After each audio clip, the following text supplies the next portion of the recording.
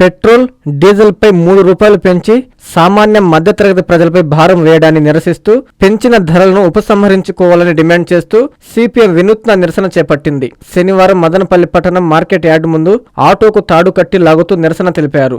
Gas, petrol, diesel ధరలు తగ్గించాలని నినాదాలు చేశారు. ఈ సందర్భంగా సిపిఎం జిల్లా కార్యదర్శి పి. శ్రీనివాసులు మాట్లాడుతూ దేశంలో సరిపడా చమురు నిల్వలున్నాయని ఇప్పటిదాకా నమ్మబలికిన కేంద్ర ప్రభుత్వం ఎన్నికలు పూర్తి కాగానే చమురు ధరలు పెంచడం ప్రజలను వంచడమేనని పేర్కొన్నారు. మోడీ పొదుపు చర్యలు ప్రకటించడానికి అసలు కారణం ధరల పెంపుదల కోసమేనని, ఇప్పటికే వంట గ్యాస్ పై 50, కమర్షియల్ గ్యాస్ పై దాదాపు ₹1000 పెంచడం వల్ల సామాన్య మధ్యతరగతి ప్రజలు నానా ఇబ్బందులు పడుతున్నారని మండిపడ్డారు. చిన్న చిన్న టిఫిన్ సెంటర్లు, హోటళ్లు మూతపడి ఉపాధి లేక ప్రజలు అవస్థలు పడుతున్నారని, ఇప్పుడు చమురు ధరలు పెంచడం వల్ల రవాణా రంగంపై పెనుభారం పడుతుందని తెలిపారు. ఇప్పటికే ఆకాశానంటుతున్న నిత్యావసర సరుకుల ధరలు మరింత పెరుగుతాయని, అంతిమంగా పేద ప్రజలు ధరల భారం మోయాల్సి వస్తుందని పేర్కొన్నారు. రాష్ట్ర ప్రజల శ్రేయస్సును దృష్టిలో ఉంచుకొని కేంద్రంపై రాష్ట్ర ప్రభుత్వం ధరలు తగ్గించాలని ఒత్తిడి తీసుకురావాలని, ఇదే సందర్భంలో కేజీ బేసిన్ ఆయిల్, గ్యాస్ రాష్ట్రానికి 50% వాటా పొందేలా కేంద్రంపై రాష్ట్ర ప్రభుత్వం ఒత్తిడి తెచ్చి రాష్ట్ర ప్రయోజనాలు కాపాడాలని అన్నారు. ఈ కార్యక్రమంలో సిపిఎం నాయకులు నాగరాజు, రామకృష్ణ, శ్రీరాములు, రామచంద్ర తదితరులు పాల్గొన్నారు. యుద్ధాన్ని సాకుగా చూపించి పెట్రోల్, డీజిల్ ఛార్జీలను పెద్ద ఎత్తున కేంద్ర ప్రభుత్వం ప్రజల మీద భారాలు మోపింది. ఇప్పటికే నిత్యావసర వస్తువుల ధరలన్నీ కూడా పెరిగిపోయి అల్లాడుతున్నటువంటి ప్రజల మీద ఈ పెట్రోలు, డీజిల్ ఛార్జీలు తిరుగుబాటు లాంటిది. అమెరికాకు లొంగిపోయినటువంటి నరేంద్ర మోడీ రష్యా ఉచితంగా ఇస్తానన్నటువంటి ఆయిల్ను కొనుగోలు చేయకుండా లొంగిపోయాడు.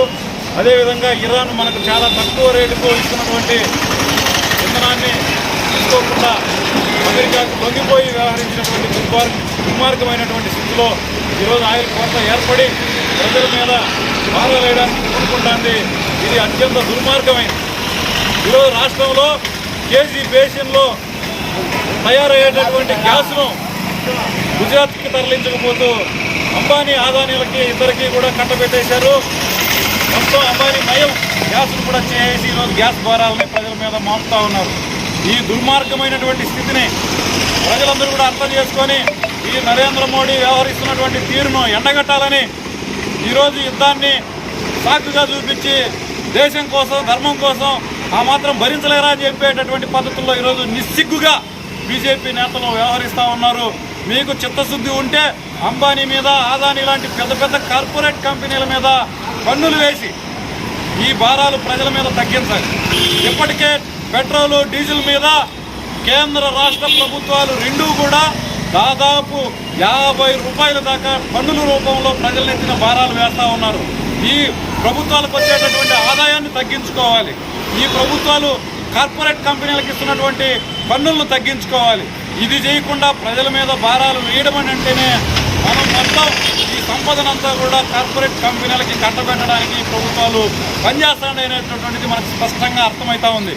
ఈరోజు రాష్ట్రంలో ఎన్డీఏలో భాగస్వామిగా ఉన్నటువంటి తెలుగుదేశం కానీ, జనసేన కానీ ఈ పెట్రోలు, డీజిల్ ఛార్జీల మీద నోరెత్తి మాట్లాడుతున్నటువంటి పరిస్థితి లేదు. ప్రతిపక్షంలో ఉన్నటువంటి వైసీపీ కూడా దీని మీద మాట్లాడేటటువంటి పరిస్థితి లేదు. ఈ దుర్మార్గాన్ని ఎండగట్టాలి. ఈరోజు ఎన్డీఏకి వందబాడుతున్నటువంటి ఈ తెలుగుదేశం, జనసేన, వైసీపీలు పునరాలోచించుకోవాలి.